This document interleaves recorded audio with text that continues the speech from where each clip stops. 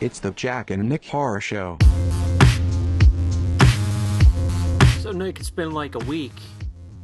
A week? Yeah, a week since our last recording. Only 1 week if you just discovered us last week. If you just discovered us a couple of years from now, that's the only week. Could be a week. Again, I think we're up to 6 episodes a year, so applaud us. Yes. Yeah, we're doing our best. I just had a conversation with Nick about my struggles in life, and they're pretty bad. Mm-hmm. Pretty bad. I mean, like, you didn't hear the stories that you just told. Nah. I almost wish you told them on the show, but I mean, they scare me. I'm not telling them. I'm not telling anybody. So what are we doing tonight, Nick? Tonight we were talking about the Netflix horror movie that everyone else was talking about 2 months ago that we're just getting to now, which is The Babysitter. And also we're going to catch up on like a million other movies that you and I have watched. Movies and or games, maybe. Probably video games, because we don't even have enough time to talk about all those. Nah. The thing that sucks is our schedules sometimes don't coincide, so it's rough. But I'm on vacation this week, and by far it's one of the worst vacations I've had ever. And I figured I'd take a night so that we can record for you lovely people. So how about we talk about fun things or not, and let's get to The Babysitter. Yes.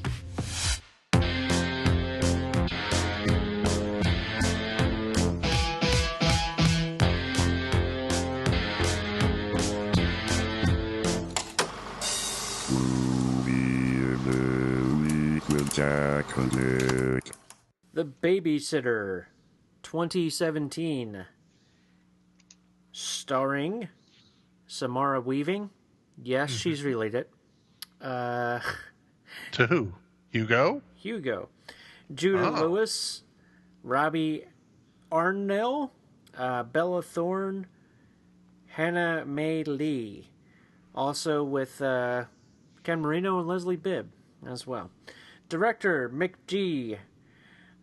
This movie has a plot that says the events of one evening take an unexpected turn for the worse when a young boy trying to spy on his babysitter.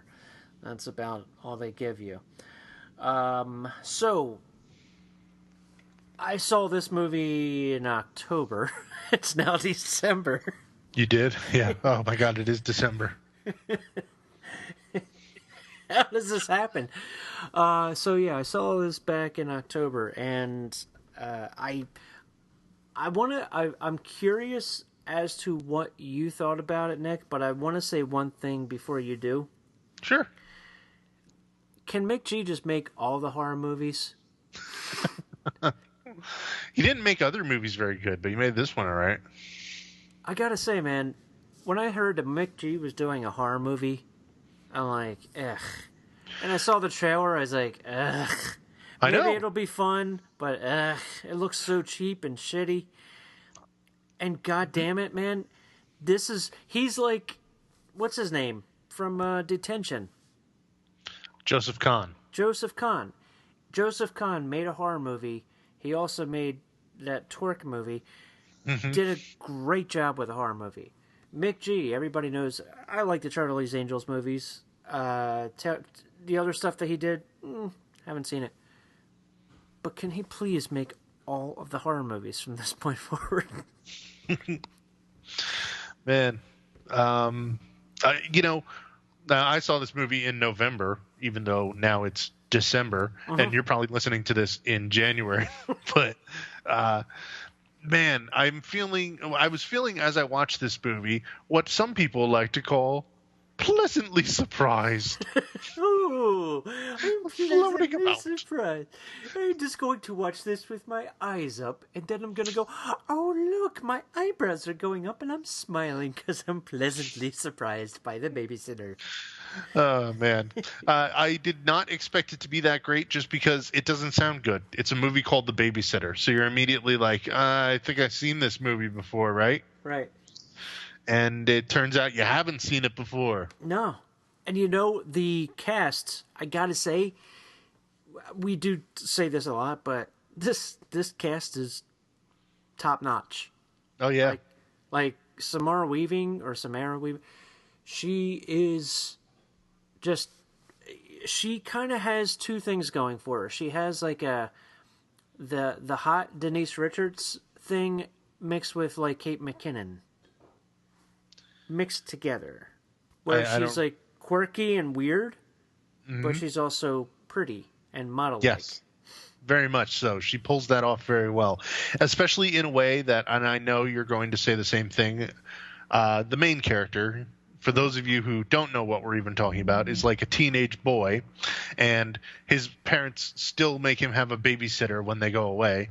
Right. And but his parents, who are played by Ken Marino, and the lady who was the reporter in the first Iron Man movie, and Ken Marino is the guy from the state who said, "I want to dip my balls in it," but they leave him with a babysitter still, right? Mm-hmm. And I know exactly this. Jack, did you not feel for that boy? Yes. Like the same way? Like, it was just like, yes, he just wishes he had a friend, and specifically a cool girlfriend, but he's just too nerdy to even have any friends, and his parents make decisions that make him question why he's still alive. Yeah. And he gets his ass beaten. He just... The kid, you just feel completely bad for, and you're instantly charmed and wooed by the babysitter. She is just everything this guy needs in life.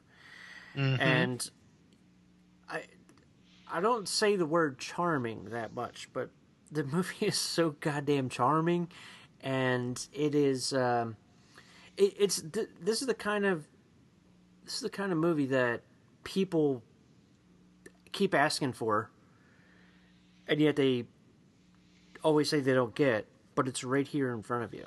And I think everybody should watch it. It has a lot of the feeling, and I'm not going to say the decade, but it has a lot of feeling of yesteryear, but done today, which is great. It's one of those things that it doesn't really... There's a couple of, yeah, they reference different movies and stuff like that, but it's nothing too overt. To the point of, like, everybody in the world knows Billy Jack. Nobody fucking is going to be quoting that shit. But it's really, really cool, because the way the plot goes, it starts as, like, this cute little movie with, like, this cute little teenager and his babysitter, and then it turns into Adventures in Babysitting, and then it turns into satanic rites. It turns into like this gory, satanic, messy movie, and then it turns into a reverse slasher, where it's against the bad people, where they're dying one by one. Mm-hmm. And man, I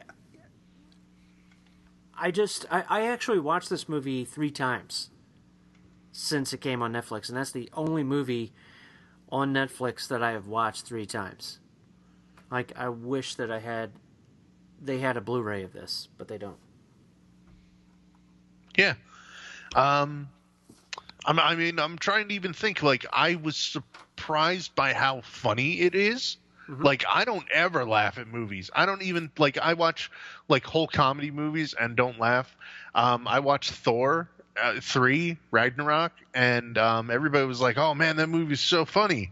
It was like a comedy, and I was like, I actually literally did not laugh the whole movie.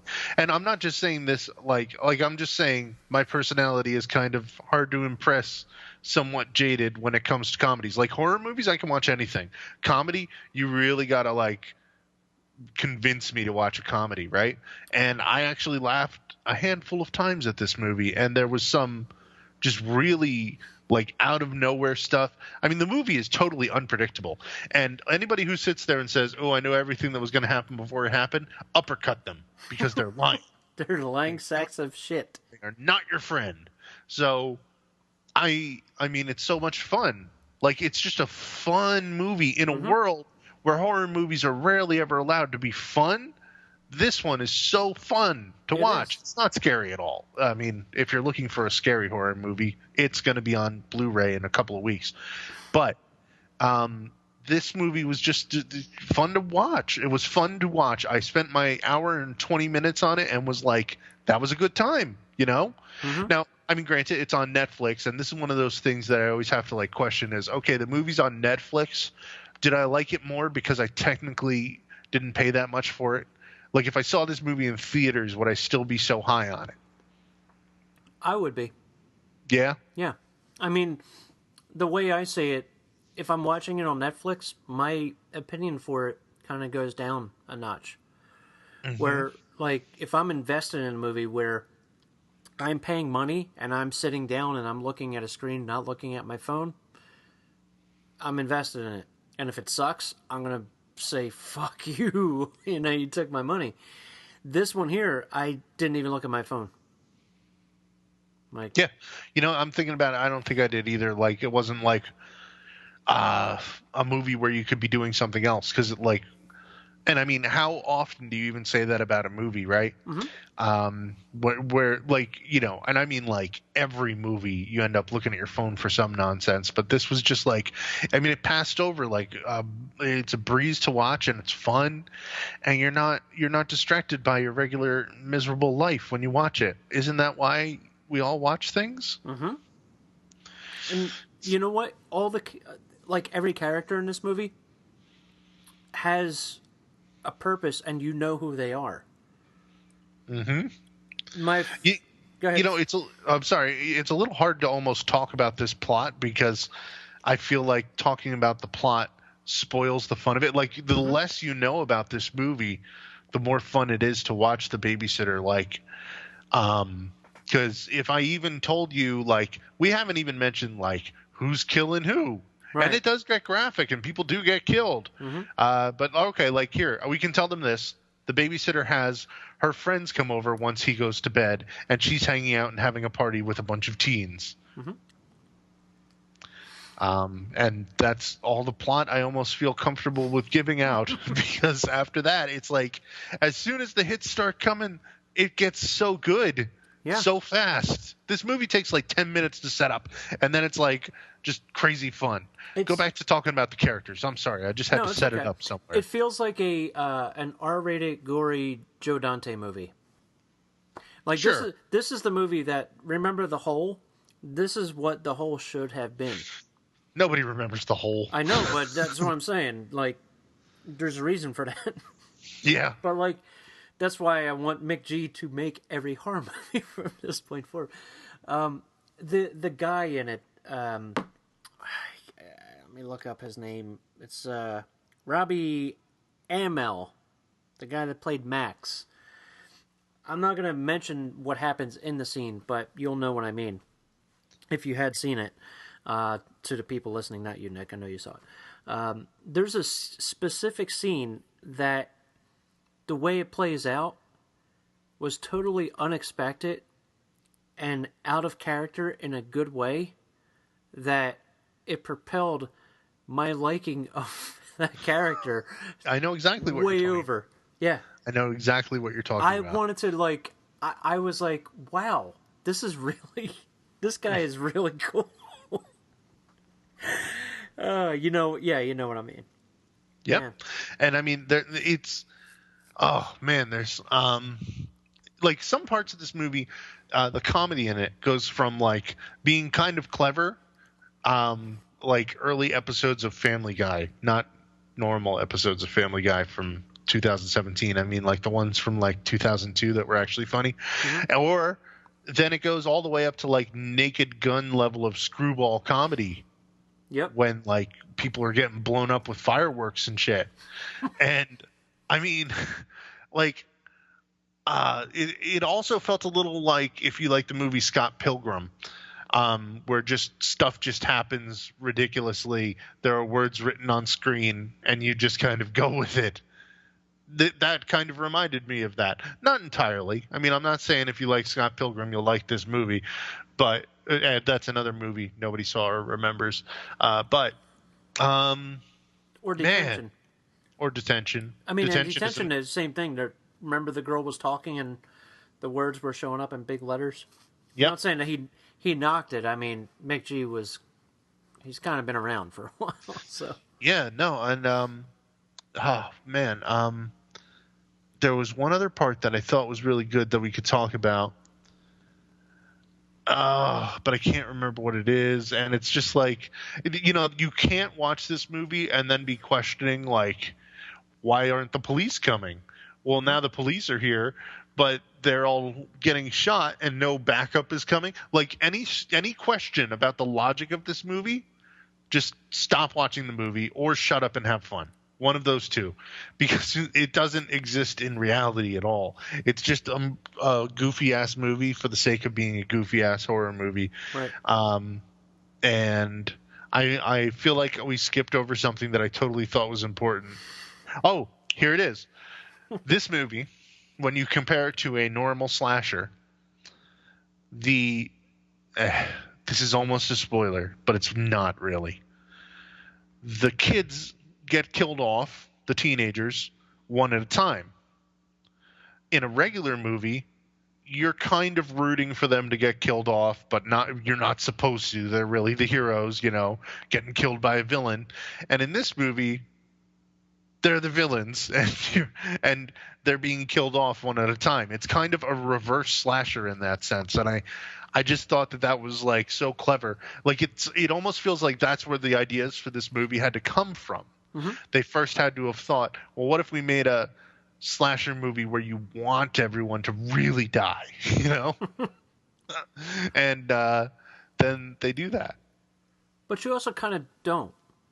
You also, yes, more so than in a regular movie. Like you almost want some kind of friendship to come out of it. And I mean, you can't always be friends after your friends try to kill you. Yeah.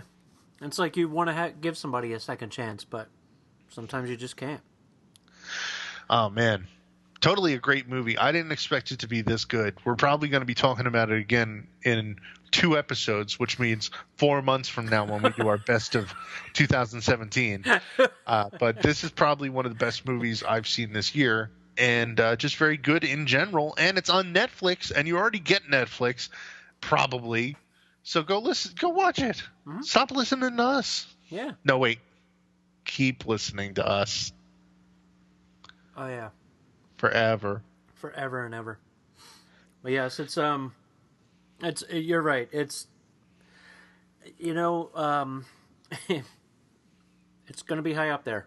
That's all I'm going to say. I haven't, other movies that came out this year I haven't watched 3 times. Mm-hmm. Most of them, I don't think any of them I haven't watched twice. Not that they weren't good, but I had so much goddamn fun watching this one that it's it's a blast. It's an absolute blast. So if you like, let's see, Can't Hardly Wait and Friday and Adventures in Babysitting and a bunch of satanic movies and anything John Hughes, Joe Dante, The Burbs, it's all right there in this movie. Right. If you like Ken Marino's humor, it's in this movie. Mm-hmm. First scene or 2. But he's funnier in this, in just the few scenes that he's in, than he is in like his own movie Bad Milo. Like it's like everything you wanted, or at least I wanted in the last 5 to 10 years, I got in this movie. So it's fantastic. Fun movie. So it's time to spray each other with some ketchup. Oh, man. Ketchup. Yeah. Watch The Babysitter, everybody. Yes, please do it. And then tell us what you think, or thought, or will think in the future. Find us on Twitter at Jack and Nick Show and tell us what you think, or thought, or will think. And write your congressman and ask him to have McG do all the horror movies in 2018.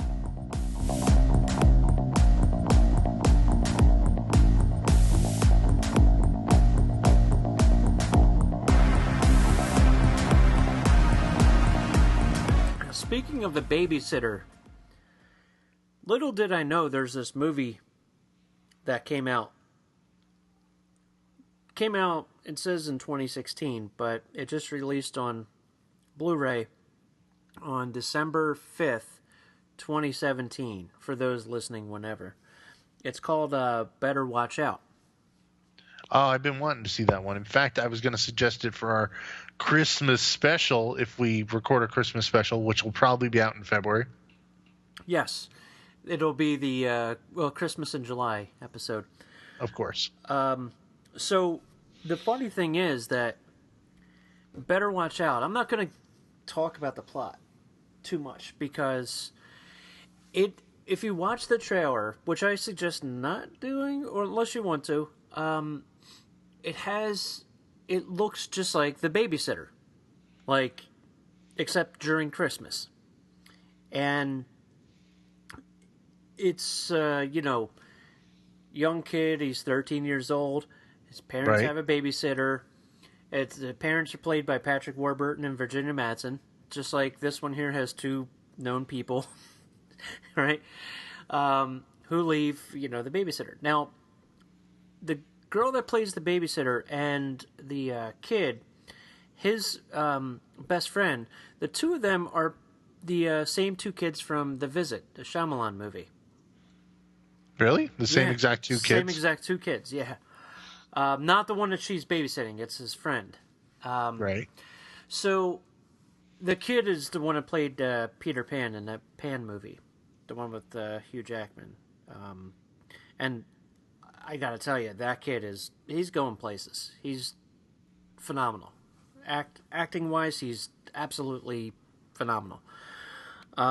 Okay, so this one, takes place during Christmas. And how it's set up is they're both there. He's crushing on her. Mm-hmm. And he wants to get in her pants. And then a home invasion begins. And then things change. That's all I can say. My girlfriend and I both watched this the other night. And, she got home from work late, and I said, listen, this is only an hour and a half. And she's like, oh my God, yeah, it looks so much just like The Babysitter. We both love The Babysitter, so I put it in. We watch it, and, it starts off, and then there's some weird stuff that's happening, and I'm like, well, that's different. And then it gets weirder. And then it gets really weird. And then it gets really, really weird. And it turns into, very, very dark comedy. Very dark. Very, very dark comedy. Not what I was expecting or she was expecting at all. And she was like, oh my God, this is tense. I said, I know. Right. So, if you watch The Babysitter and you didn't enjoy it because it was too much fun for you, I recommend watching Better Watch Out because it's very dark. It goes into some hideous places. That's all I can really say. Cast-wise, again, really good. Especially the kid. The kid is phenomenal. Again, you know who's in it? Are you a Stranger Things fan? No, I'm not. No? Ah, man. Sorry, I'm the only person on Earth I know. It's okay. The one dude that is in Stranger Things who actually, acting-wise, surpasses almost the entire cast of Season 2, he's in this for a little bit, and he's okay. He's playing like Vanilla Ice in a sense. But man, really good movie. It's just very dark. You said he's playing Vanilla Ice in a sense? Yeah, he's got the hat backwards, the puffy jacket. He looks like he's from the 90s. Uh-huh. I was not expecting that. Mm-hmm. So, that's what we kept saying. It was still good, though. We actually watched the making of after, which is like the only thing it's an hour long, featurette on the Blu-ray, and yeah, it's mostly them kissing each other's ass, like, oh, this one's a great actor, this one's a great director, blah blah blah blah blah. But good movie though. Not cool. for everybody. Not for everybody. So if you watched it and you didn't like it, don't yell at me. All right.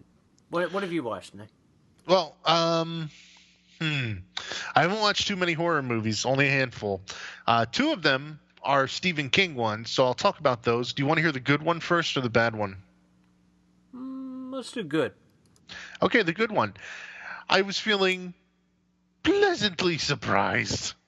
Pleasantly with Gerald's Game on Netflix. Netflix, what the hell? You putting all these good movies out. You're going to be better than the theaters soon. Better than the theaters. Gerald's Game was, admittedly, it was more of a thriller or a suspenseful movie than it was really a horror movie. But I don't care. People want to talk about Stephen King on horror shows. I could do it too. So it's an adaptation of his short story, Gerald's Game, where a man and a woman are off in a remote cabin gonna have some sexy time, and the girl gets handcuffed to the bed, and the dude dies. Full book. What? It's a full book. It's not a short story. I don't actually give a shit. I know you don't. I just wanted to clarify that in case somebody else, one of the listeners, do. You know, right. That one listener. Oh, go ahead.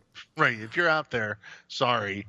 Correction was made. So it was good. It was actually like way better than you could possibly expect a movie with like one person in it to be. But there's a lot of like backstory with it where she starts examining like, you know, traumatic events in her own life, and she's talking to alter egos of herself like around the room. That, you know, like it's the same actress playing all these different parts where she's being yelled at by her other voices in her head of herself, right? Tougher versions of herself, things like that. But then night comes and she's still handcuffed to the bed. And this is not a spoiler. Everybody knows Gerald's Game. Maybe you don't. But there's suddenly someone else in the room, like watching her sleep and stuff. And she thinks she's just imagining it like she was imagining the other people. And she can't tell if this horrible man is actually in the room or not. And, you know, it's intense. It's not that intense. Maybe intense is the wrong word. It's suspenseful. And it was just like I was expecting it just to kind of be like crappy kind of made for Netflix or made for Lifetime type of movie, women power, such thing. I don't know. Like if I ever saw a different Stephen King one, what is it? The Good Wife or The Good Husband or something? Perfect Husband.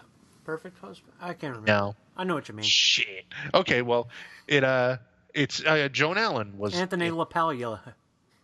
LaPaglia. Well, that's a random name that I have no idea what it's referencing, but that's who the husband was, Anthony LaPaglia. Oh, okay. He was in So I Married an Axe-Murderer and shit. And... Right, which is what that movie's kind of about too. Yeah. But it's not at all like that, really. Not at all like that. It was much better than that. So I would recommend it if you have nothing else to watch and you've already watched The Babysitter. Then maybe you can watch something like that. How does that sound? It's funny. I started watching Gerald's Game. I read the book, and I made it about 15 minutes in, and I said, not in the mood. Well, I could definitely see you not being in the mood for it, but as far as an hour and a half-ish movie goes on Netflix, that honestly, when you said that about like the Christmas movie you're just talking about that I already forgot the name of. Better Watch Out.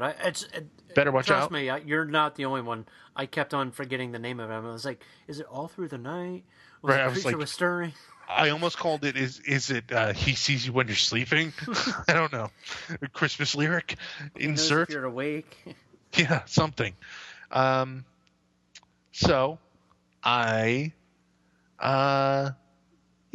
that's pretty much what I got, like, with that movie. I'm not giving it the strongest recommend, because it's definitely not for everybody. If you're looking for, like, a gory-ass movie, It only has one shot of gore in the movie, and it's not that great. And it's okay. The movie was like, as far as shit on Netflix, totally watchable. All right. I watched something from 1989. It's called Night Angel. Night Angel. Night Angel. Yeah. This was put out by Kino Lorber. And if you see the trailer, it's a lot of fun. It's the director of it is the guy that made Halloween 5. Okay. Uh-huh. Now, the cast of this movie is like okay. It's got Helen Martin from 227, if anybody knows that. But Karen Black, Doug Jones in his first role, and who else is it? There's somebody named Twink something or whatever. Twink? Yeah, female. Her name is Twink. So wait, did you say Doug Jones? Doug Jones, yep, actually acting. The guy from Hellboy? Yeah. Yep. Really? Yep. Who played Abraham, the fish man. Yep. And apparently Dana Kimmel is in it too as a model, but I didn't see her. Anyway, the plot synopsis on IMDb for this is: an evil spirit assumes the disguise of a beautiful young woman so it can seduce and kill men. Mm-hmm. And that's exactly what it is. It's a silly, weird movie. I would not recommend it to people that are not in the mood for that kind of shit. And if you are in the mood for it, it may sound appetizing, and it is, but it's kind of it's one of those that feels really cheap, if you know what I mean. Mm-hmm. It's the guy that wrote it, I think, also or produced it, did Night of the Demons, if I'm not mistaken, the original. It's really, really good though, but not in a oh my god, this movie's really good. This movie is just one of those, you know, it's one of those that you just put on in the background kind of thing. But I don't want to go into it too much because it'll be not. I almost guarantee about 99% of our listeners have never seen it, nor heard of it, nor even care. Not to sound like an elitist, it's just one of those movies that I didn't even know it existed until I brought it. So, you know, it's if you like demons and seductresses and women getting their throats cut open and yes, tell me more. Then that's if just watch the trailer and it might make you happy. It's a little long in the tooth, but it's still good. And what else was it about it? I can't remember. Nothing major, but it's like one of them. You might want to see it, you might not. But what's the bad one that you saw? Oh, so the bad one I saw, also made for Netflix. What the hell? What happened to me? I used to do things in life, man, but now all I do is watch Netflix. It is called. It's another Stephen King story, and it's called 1922. I started to watch that. Oh my! And I made about 15 minutes in, and I said, "Yeah, not in the mood." Now that one was a mistake. Don't watch that one. Really? So this movie is based on. Is it a book? No. You don't know. I don't know. It's based on the writings of Stephen King. I think it was an actual book, and it takes place in 1922, when you care so little about your own story that you just name it after the year you wrote it about. Probably not a good story, but it is, unless it's like the future, like 3000, and you wrote a story about the year 3000, that might be different. But it is boring. So boring. Like I mean, it was, and like here's what the story's about. It's narrated in first person by this old farmer guy. I guess he's confessing that he made a killing or did about something bad and had a bad time in general, correct? So he's talking about it. talking about it for a long time. And then stuff keeps going wrong in his life, and he keeps on talking about it. But I don't know. It just seems like he doesn't want to get to the goddamn point. And then he kills his wife. And he makes his son help because he manipulated him into doing it. And then I literally don't know what happens very much after that. Oh, because she wanted to like move to the city and he wanted to live on the farm. I know I'm spoiling it. I don't care. And he's like, I love the farm. A man's land is his work, is his life. It's all this stuff about the 1920s that I don't care about. Pre-depression, all that mattered was farming. It was just like so super boring and poorly made. Because if it's like that boring, man.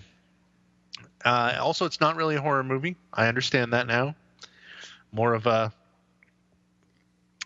like what would you call it? Like a suspenseful thriller again. Nick, what's going on here? But it was kind of more of a suspenseful thriller, and it was not that good. I advise you not to watch that one. Go watch The Babysitter and then maybe Gerald's Game, but not that one. Maybe The Mist. Is that the TV show that's on there? No, the movie. Oh, yeah, go watch the movie. Absolutely. I love that movie. Yeah. Okay. I got some shit to talk to you about. Really? Mm-hmm. Good shit or bad shit? Good shit. Well, we already talked about the bad shit before we started recording. I don't want to put anybody else through that. Just you. Yeah. Thanks. Hey, I'm the one who has to put up with it, actually. Okay. So... You are aware that I purchased a PSVR. PlayStation virtual reality device. Right. Yes, tell me about it. Okay. Well, I'll tell you my thoughts on the PSVR. And then I'm going to mention horror games for the PSVR. Okay. As soon as I put it on, I'm like, oh, look, the screen's really big. That's neato burrito. Right? Like the home screen, and I'm like, oh, okay, put the headset on to get the immersion and all that. I'm like, oh, okay, neat. And then I said, well, I'll put in PlayStation Worlds, because it's not a demo disc, but it's like little short things. Like there's you're on a space planet or some shit where you gotta kill these Martians. Yeah. And then there's this London heist, and then there's like a luge, and some kind of like bouncy ball game, and then a underwater expedition, where you're in like a little underwater cage thing, kind of like 27 meters down or whatever. Okay, so I put that disc in, and the disc starts, and it blew my mind away. Like, as soon as the just opening of it, you're surrounded. You're actually surrounded. It's 360 view of everything that you're looking at. You see the controller in your VR headset. Like, it's on your screen. Like, when you lift it up, you see it. It's very, very, very cool. People are complaining about it, where they say it looks like you're looking through a screen. And it sort of does have that, but once your eyes adjust, you kind of don't give a shit. Because it kind of makes it... It kind of reminds me... The games kind of remind me of Sega CD. A lot, actually. Where you know that the graphics aren't the best they could ever be, but you're like, this is cool. It's very immersive. I'm going to say that. I do the underwater expedition thing, and... My God, it really feels like you're going on this expedition. It feels like you're on a ride from Disneyland, and then a shark attacks your cage and rips the cage off, or the door off, and then tries to eat you. Right. Scary as shit. Of course, you live. Don't worry. And so I'm like, I was afraid I might actually die. Yeah. Actually, no, that does sound kind of scary. Like I don't like claustrophobic situations, and even sometimes watching them, I have trouble dealing with. I have this fear that I'm going to get stuck somewhere like Winnie the Pooh. What the honey? Oh my God. Yeah, with my ass all sticking out and shit. All right. So I played a bunch of different games from it. I'm not going to go through all of them. But the one I was most excited about was Until Dawn, Rush of Blood. And this one is a dark ride. Except almost like a roller coaster where you have to shoot things, right? Mm-hmm. You got to shoot like zombies and spiders and little boxes of targets and all just monsters and ghouls and demons and every whole bunch of shit. And you're going through different rides for each level. So it's not just like one ride, you go through a bunch of them. And you're a character from the Until Dawn game, and the doctor that's in there is like he's the one that's the barker for the dark ride, and he's talking with you and saying, "Oh, you're going to experience this shit." I'll just put it this way: terrifying, fucking terrifying, man. Like when he teaches you how to do everything when you start. And he's like, come on in.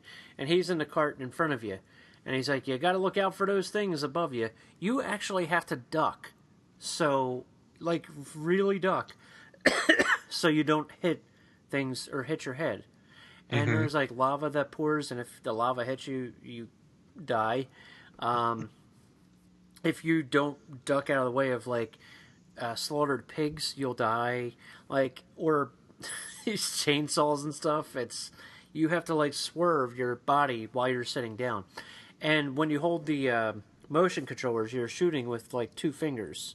Like, you're actually pointing and shooting. And it mimics your hands. So it looks like your hands are shooting. Like, it's really fucking cool. And the graphics are spectacular. Like, it's absolutely terrifying. That's all I'm going to say. Which brings me to the Paranormal Activity game, which I still have yet to play because I can't get it to work.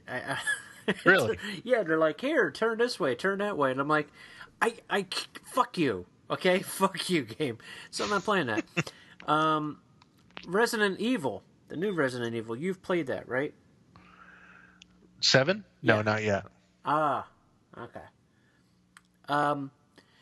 Terrifying. Fucking terrifying, Nick. Like, this is the best thing about VR is the horror games are that much more immersive. Like, when you put a headset on when you're playing a game, you're more immersed into it. But if you have a headset for your face, you're going to be even more fucking immersed into the game. And I wouldn't want to play it with a headset on, honestly. Just over my ears, no. I wouldn't even want to play it with that. So I can't imagine. dude, fucking Resident Evil is terrifying with the V, because like you actually feel like you're getting beaten down, like when they're fucking hitting you and trying to bite you and tear your arm off and shit. Like is it like in a dream where like you can't fight back, but it's happening to you? You can, but yeah. Where you just get your ass... Dude, you have to be extremely fast and... dude, it's very immersive. Very, very, very immersive. So, sorry I'm chewing on something right now. What? No, great. We're so professional. No. This is why people love us. No, we're not. The thing is that... Okay, so Hulu has an app. Yeah. And so does Netflix and everything. But the Hulu app has a VR version where you can actually sit in a movie theater and watch the movies on Hulu. Or you could sit on the beach and watch a movie on the beach. And so I watched Scream on the beach, and it was fun. I also watched that, what the hell is it, American Ultra? It wasn't too bad. I remember people were knocking the shit out of that thing, but... I think it's because what's his head is in Jason. Well, we don't have to talk about this on this show. No, we don't have to. But, dude, it's so fucking much fun. The thing is, though, with VR, if anybody out there wants to get it, keep in mind it's expensive as shit. So it did set me back a lot. However, you also have to get the chargers for the motion control and where to put your headset and all that kind of stuff. And you also have to understand that it costs the games. You're going to want all the games. But you only have to just wait for a sale, like Nick always tells me to do. That's right. Wait for a sale. Yeah. Everybody out there, wait for a goddamn sale. A lot of people are, by the way, Doom just came out and is selling like hotcakes. Yeah. That. Doom VR. I haven't purchased it because, you know my situation. But that one uses the aim controller, where it's like the little gun that you're holding in your hand. That I really want to play, but I'm going to wait. I'm going to wait for that because, Skyrim just came out and everybody's complaining about it. It's the #1 seller on PlayStation right now. Skyrim VR. Mm-hmm. It's so funny that happens. The games that get bitched about the most, it seems, are the ones that are most downloaded and purchased. Oh, I know. All the time, dude. Like, perfect example is that Star Wars game. Everybody wants to bitch about it, but it seems like everybody's freaking playing it. Mm-hmm. So I am. I love it. If you actually want to convince people that what they're doing is not good, don't pay them to make the video games you're playing, right. Fools. I just don't get it. I don't get people when they say that. Like, Battlefront 2, yeah. It's a pain in the ass because you have to keep on playing. And it's like, I don't want to compare it to sex necessarily, but... Oh my god, that's a meme on Twitter today. Oh, really? Yeah, no, sex is great, but have you tried Battlefront 2? I'm not kidding. Dude, I gotta say, man, they really, really did a spectacular job on that game, man. Mm-hmm. It feels like you're, like, it feels like the Call of Duty games, except you're either a stormtrooper or a rebel. Mm-hmm. Or you're one of those little, what the hell is it? The MTTs, the little robot, the ones that talk like droids. That. Yeah. Dude, Roger. They're so fucking awesome. They're so stupid and goofy, but they're just like, whenever somebody's about to approach them, oh no, an enemy's coming near us. They're so stupid. It's so fun. Oh man. Yeah. So I hope we alienated everybody by talking about video games. Yes. Sooner or later, we're just going to be a video game podcast. We're going to be like, we've seen them all. We've seen all the movies. We've seen all the movies. McG's making all of them. Yeah. Oh God. But yeah, the PSVR, dude, is there are other horror games that I have for it, but I haven't played all of them because don't have time. The good thing about the PSVR, I will say, is that the games don't last long. Like, yeah, that's actually very nice because, like, dude, when I use this website, I know we're becoming a video game podcast. Everybody hold, okay? Hold position. Relax. But I use this video game site called HLTB, How Long to Beat, just to see, like, how long it is to beat video games because I don't have time to play all the games I really want to. Mm-hmm. So I go to this one site, and if a game is more than like 8 hours long, I'm like, oh, what do I do? Like, dude, I was telling you, I recently beat the South Park game, not the new one, Fractured Butthole, but the old one, Stick of Truth. Mm-hmm. It took me like 20 hours to beat.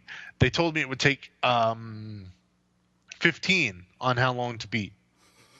And I was so mad. I was like, I don't have the time to play a 20-hour video game. Why are you doing this to me? I did. I loved every fucking second of it. I did too. And that was the problem. I kept doing all the side quests because it was so much fun. Mm-hmm.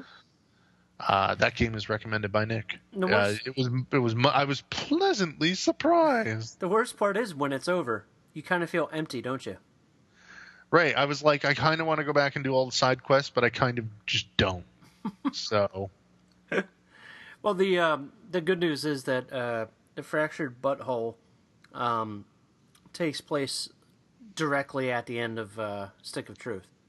Uh-huh. Like, they're still in their guard from Stick of Truth, and then they change everything to superheroes the next day. Because that's the latest fad. Right. Anyway, okay, sorry we turned this into a video game podcast. Have no worries, though. We are going to do a Christmas special. That's right, a Christmas special that's coming out in February. That's us. Now, we'll have it up hopefully before Christmas. Right. Not like last year or the year before. Yeah. And then everybody watch out, just like you got to watch out for Santa. Soon, our top 10 of the year is coming. Top 10 of 2017. I can't even believe 2017 is almost over already. And we're going to be talking about 2018 horror movies. And you know what? I think we should do a thing where we like predict what's going to happen in 2018. And then at the end of 2018, come back to those predictions and see if we were just totally off. I bet you McG is not going to do all the horror movies. No. No one's going to call their congressman. It No has one. to be done. It has to be. Everybody's worried about net neutrality, but really, shouldn't you be worried about McG making all the movies? Yeah. You won't have to worry about net neutrality. I'm just be like, hey, what's the next horror? Oh, yeah, it's McG. Never mind. Everything's going to be okay. Right. My 2018 prediction is, in America, everyone watches just one horror movie because of net neutrality being killed. Yeah. There's just Could whatever. Yeah. You never know. All right, goddammit. We're leaving this. Talk to you next time. Thank you for stopping by. I hope you enjoyed us at least talking about horror movies a little. Come on, guys. I hope so, Let too. us know what's up. Follow us on Twitter. Send us messages on Facebook. Jack and Nick Horror Show over there. At Jack and Nick Show on Twitter. Follow us on Tumblr. Hey, follow us on Tumblr. Yeah, we don't post on Tumblr, but follow us. No, we totally. I think our episodes automatically post on do they? Tumblr. And nothing else. Nothing else ever. I heard something about they're posting on Spotify now. Not our episodes. No, but that's going to be the latest from Libsyn or whatever. Oh, really? Yeah, that'll go right to Spotify too. But Ooh. Well, we're not there yet. We ought to look into that. the good news is, listeners, we don't have a Patreon. So Not yet. You'll pay someday. When net neutrality gets here, you're paying. You're paying. Wait, net neutrality is here. When net neutrality goes away, you're paying for Jack and Nick. We need 2 cans of soup to survive. Oh, God, we need more than that. All right. Good night. Thanks for listening to us. Goodbye. Thank you. Thank you. They're going to miss us, Nick. Oh, yeah. When we're dead. Christmas episode, I didn't tell them. Is 2018. I wouldn't even be. We should just package it as that so that nobody can say shit to us when it comes out. Okay, now we're done.